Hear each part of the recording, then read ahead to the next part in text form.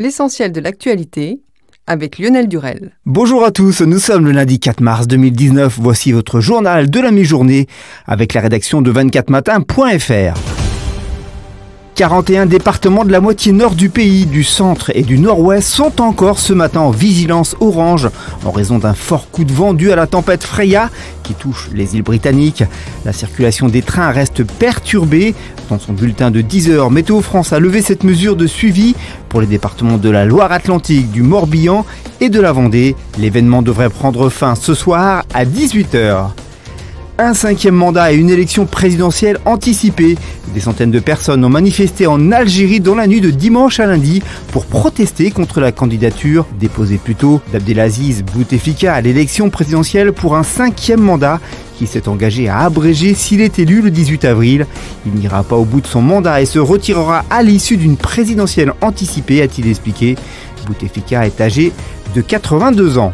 L'irruption du phénomène MeToo a contribué à une large prise de conscience en France des inégalités femmes-hommes et notamment des violences conjugales. Mais les progrès en la matière sont encore peu perceptibles selon un sondage paru aujourd'hui.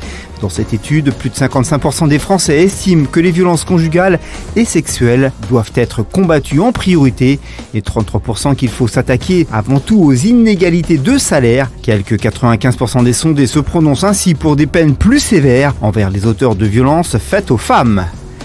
Au moins 23 personnes ont été tuées, dont plusieurs blessés très graves hier suite à une tornade qui a provoqué des dégâts catastrophiques en Alabama, dans le sud-est des États-Unis. Des enfants figurent parmi les victimes. Selon les services météorologiques américains, la tornade ayant frappé le comté de Lee était de type EF3, ce qui signifie qu'elle était accompagnée de vents de 218 à 266 km/h.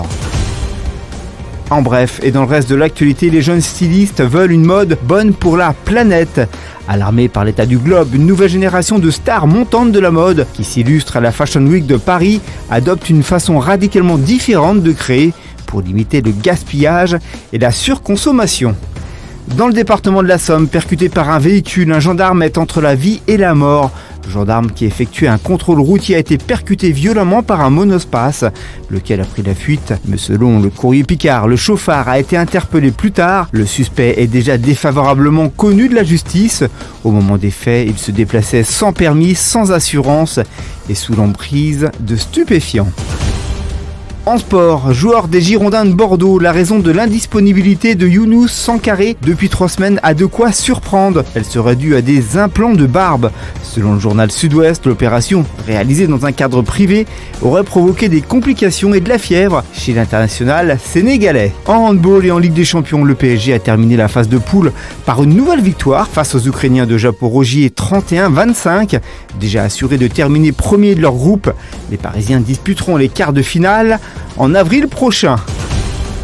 L'actualité du divertissement cible de vives critiques de la part du journaliste de France 2 Olivier Delacroix quant à son émission L'amour est dans le pré. Karine Le Marchand doit savourer son titre d'animatrice préférée des Français, décerné après un sondage diffusé dans VSD. L'animatrice d'M6 devance Élise Lucet et Evelyne Delia.